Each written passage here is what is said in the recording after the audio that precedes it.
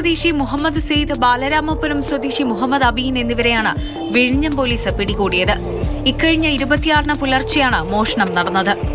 മുക്കോല ഉച്ചക്കട റോഡിൽ പെട്രോൾ പമ്പിന് സമീപം പ്രവർത്തിക്കുന്ന റോയൽ മെൻസ് വെയറിന്റെ പൂട്ടുകൾ തകർത്താണ് മോഷണം നടത്തിയത്. ഈ സംഭവത്തിലെ അന്വേഷണത്തിലാണ് പ്രതികൾ പിടിയിലായത്.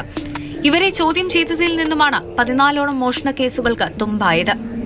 പിടിയിലായ പ്രതികളിൽ ഒരാൾ മുക്കോലയിലെ തുണിക്കടയിലെ മോഷണ കേസിലെ പ്രതിയാണ്. സംഭവത്തിൽ ഇനിയും പ്രതികൾ പിടിയിലാകാനുണ്ടെന്ന് പോലീസ് പറഞ്ഞു.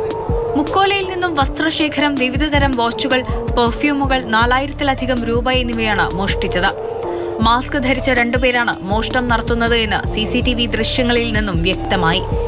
ചാക്കുകളിൽ നിറച്ച വസ്ത്രശേഖരം ഇരുചക്ര വാഹനത്തിൽ കടത്തിക്കൊണ്ടുപോവുകയായിരുന്നു. ഈ മാസം 20 മുതൽ 26 വരെ 14ഓളം മോഷണമാണ് ഇവർ നടത്തിയത്. പ്രതികൾ എല്ലാവരും സുഹൃത്തുക്കളാണ്. ഇവർ മോഷണത്തിന് തിരഞ്ഞെടുക്കുന്ന സ്ഥലങ്ങളിൽ നിന്നും ആദ്യം ഇരുചക്ര വാഹനം മോഷ്ടിക്കും. ഇതിൽ സഞ്ചരിക്കുന്നതിനിടെ പെട്രോൾ തീർന്നാൽ ഈ വാഹനം ഉപേക്ഷിച്ച് മറ്റൊരു വാഹനം മോഷ്ടിച്ച് തുണിക്കടകൾ കേന്ദ്രീകരിച്ച് മാത്രം മോഷണം നടത്തുകയാണ് രീതിയെന്ന് പോലീസ് പറഞ്ഞു. മോഷ്ടിച്ചു കിട്ടുന്ന പണം കൊണ്ട് ആർഭാട ജീവിതം നയിക്കും. തുണിത്തരങ്ങൾ സുഹൃത്തുക്കൾ ഉൾപ്പെടെയുള്ളവർക്ക് വിതരണം ചെയ്യും.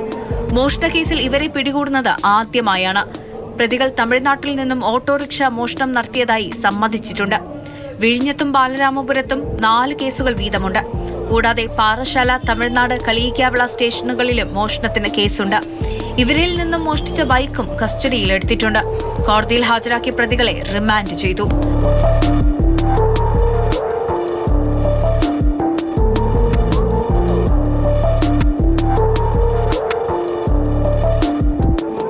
മാതൃഭൂമി ന്യൂസ്, തിരുവനന്തപുരം.